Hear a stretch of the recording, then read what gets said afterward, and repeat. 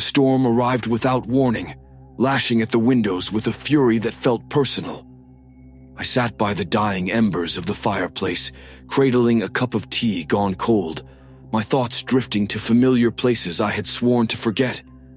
It was the kind of night where memories crept in uninvited, curling in the corners of my mind like shadows cast by the flickering light. The knock startled me. I wasn't expecting anyone. Few people visited the cottage these days, and certainly not in weather like this.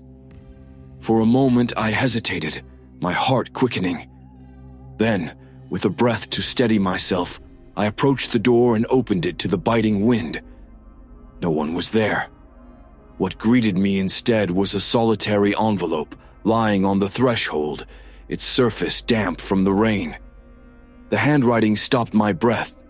It was unmistakable, delicate and looping, as though every letter had been carefully considered.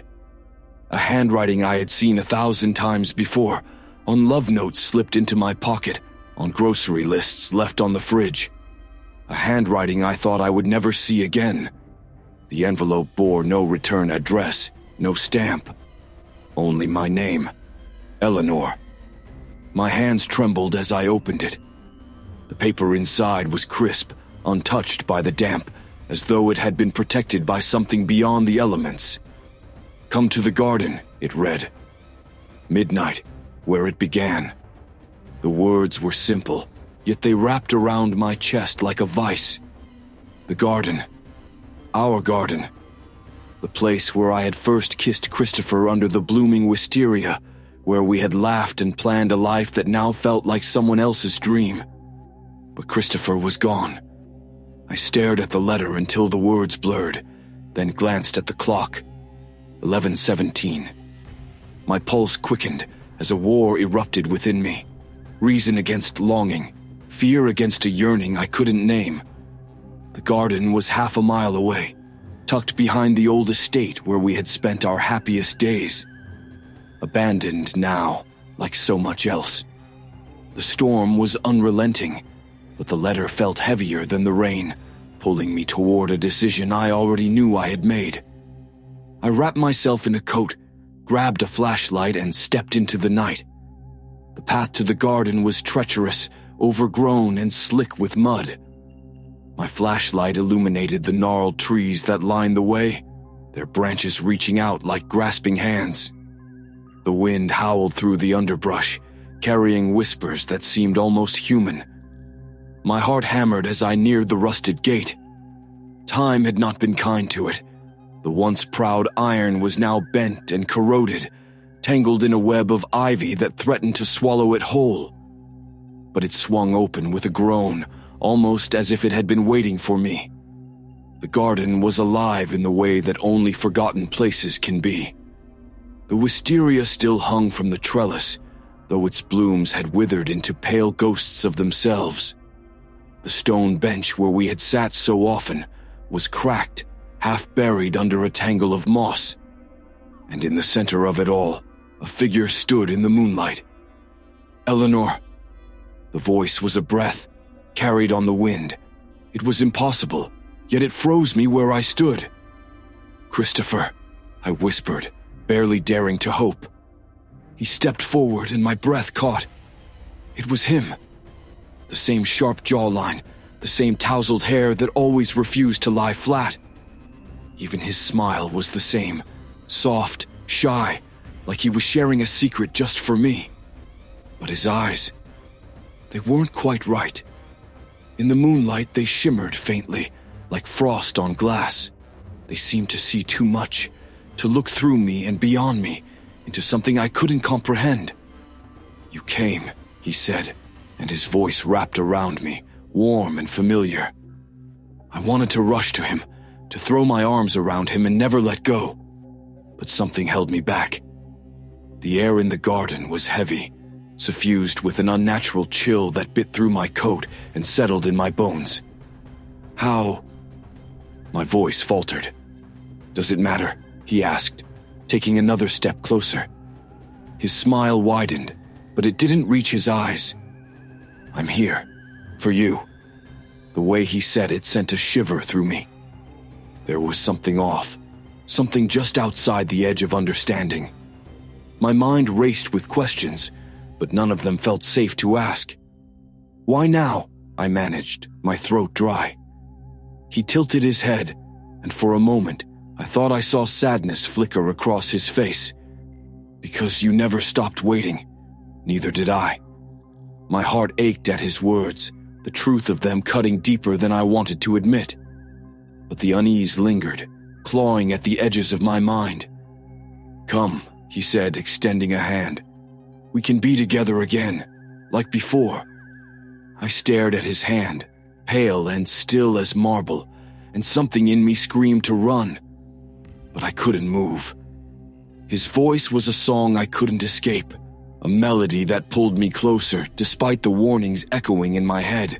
The garden seemed to hold its breath as I took a step forward, and the shadows stretched long and dark around us, as if the very earth was watching. "Just one step more," he murmured, and I felt the cold touch of the grave in his words. But was it him I feared, or the truth of what I had come here to find? The garden was impossibly quiet, as though the world itself had stopped to watch. Even the wind seemed to hold its breath. Christopher's hand remained outstretched, pale against the shadows, his smile unwavering. I should have run, should have turned and never looked back, but something in his presence pinned me in place, a gravity that felt ancient and inescapable. I forced my gaze to his face, searching for answers in the familiar contours of his jaw, the curve of his lips. But his eyes betrayed him. They weren't his eyes, not really. They were too bright, too glassy, like reflections caught in a still pond. They didn't blink. "Eleanor," he said again, and the way he spoke my name sent a shiver down my spine. "Don't be afraid." His words should have comforted me, but they didn't. They couldn't. The air was too heavy, the ground beneath my feet too cold. The garden didn't feel like a place meant for the living anymore. "I don't understand," I whispered, my voice barely audible. "You don't have to," he replied, taking another step toward me. The movement was smooth, almost too smooth, as though he were gliding rather than walking. We were always meant to find each other again, here, where it began. I glanced at the wisteria, its brittle vines swaying gently despite the stillness of the air. Memories flooded back, of us sitting beneath its blossoms, of laughter and whispered promises that felt so distant now, like echoes from another life. "But I stopped, unable to say the word. "Gone?" he finished for me, his smile fading. For the first time his expression faltered, and I saw a shadow of something I recognized. Sorrow. "You think I wanted to leave?" His words sliced through me, sharp with the pain I thought I'd buried long ago. "But how?" He didn't answer. Instead, he looked past me, his gaze distant, as if listening to something I couldn't hear. The silence of the garden deepened, pressing against my ears like cotton. And then I heard it, a faint whisper, low and mournful, rising from the ground beneath my feet. At first I thought it was the wind, but the sound grew louder, weaving itself into a symphony of voices. They were fragmented, broken, their words slipping through the cracks of comprehension. "Help," one voice murmured, thin and desperate. "Stay," another pleaded, softer but no less chilling. My knees trembled, and I staggered back, my flashlight beam flickering as though it too were succumbing to the weight of the garden's despair. "What is this?" I demanded, my voice shaking. Christopher didn't answer.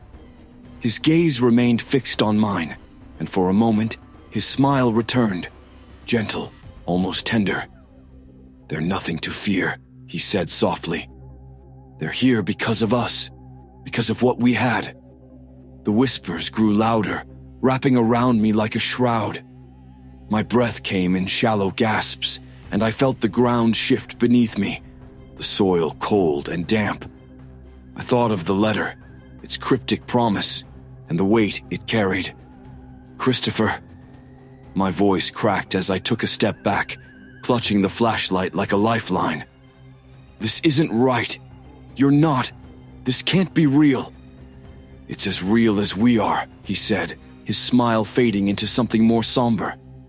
"But there's a price for everything, Eleanor. You know that."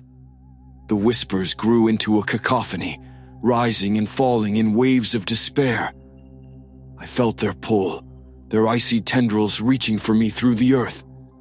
And I knew then that this garden was a graveyard, not just for the dead, but for the promises they couldn't keep. I stumbled back, nearly tripping over the moss-covered stones that littered the garden path. The whispers continued to rise, their haunting melody resonating in my chest like the toll of a distant bell. Christopher stepped forward, his face illuminated by the pale moonlight, and I realized with growing horror that the shadows seemed to cling to him, wrapping around his frame like a second skin. "You're afraid," he said gently. "I can feel it, but you don't have to be. I'm here for you, Eleanor, just like I always promised." "No." My voice was firmer now, though my body trembled. "You're not him. You're not Christopher."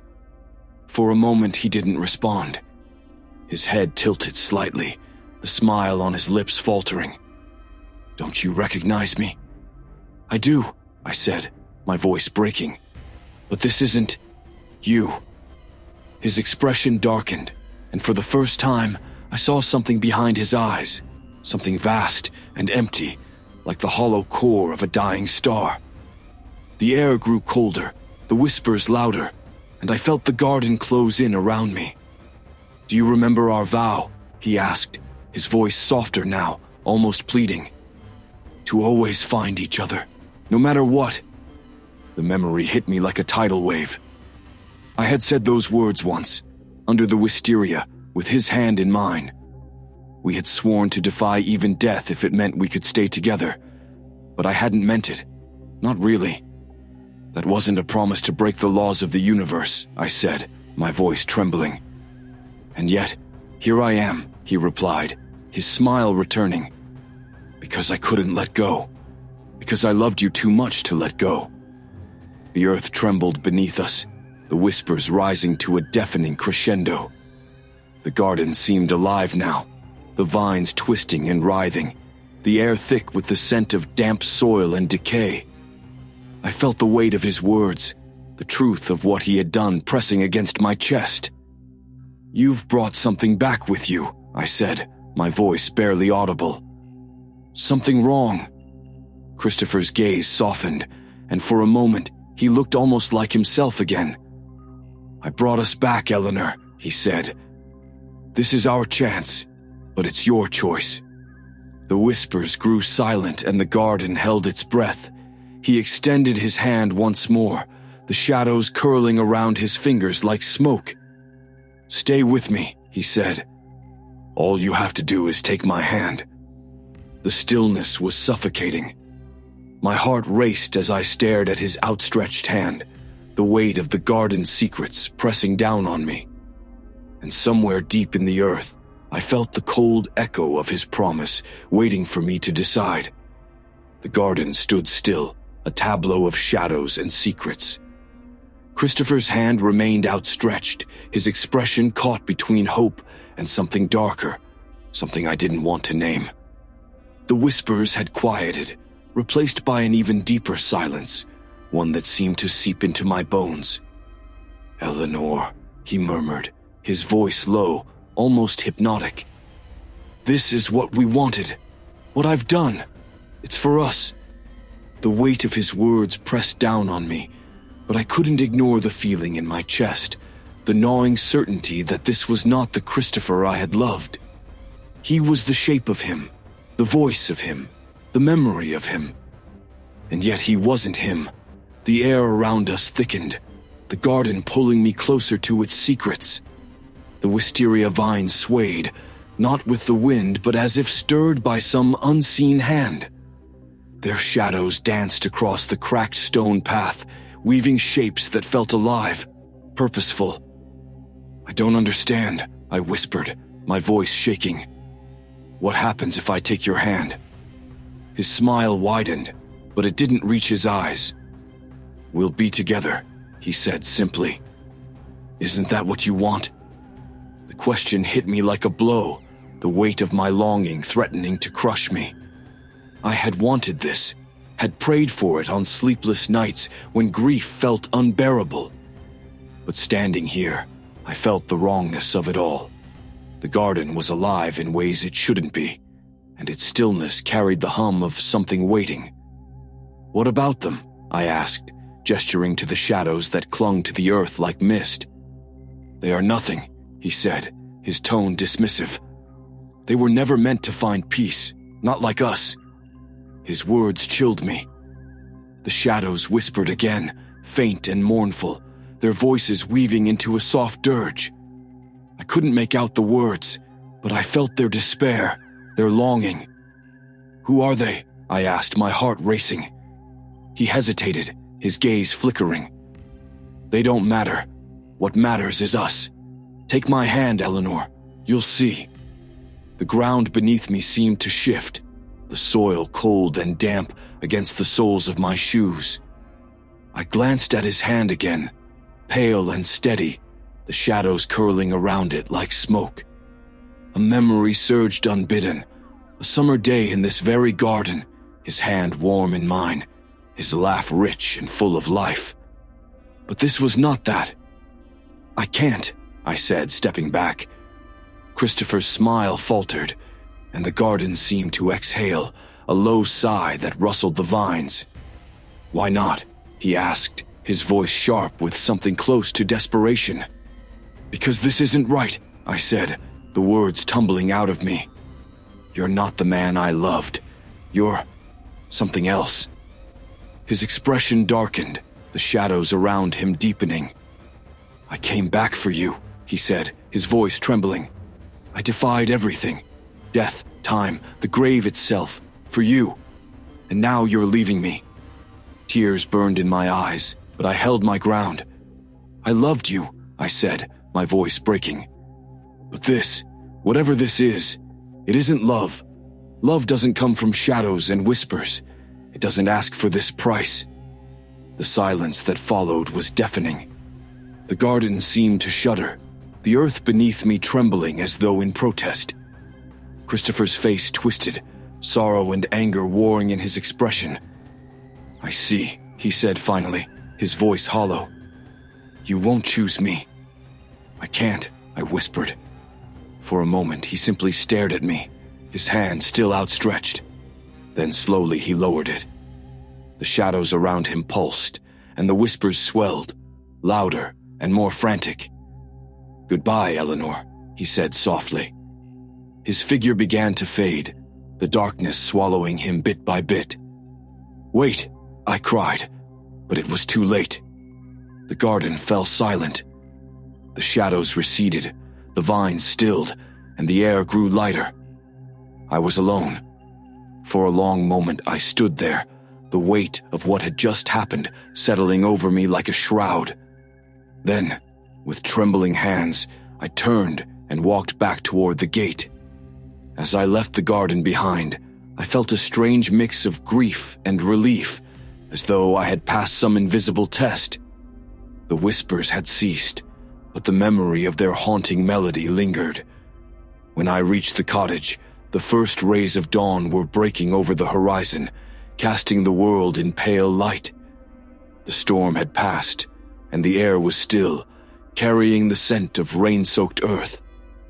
I glanced back once, towards the distant silhouette of the garden. It was quiet now, the shadows no longer shifting, the secrets of its cold embrace hidden once more. But as I closed the door behind me, I couldn't shake the feeling that the garden and Christopher were not truly gone. Some promises, I realized, echo far longer than they should,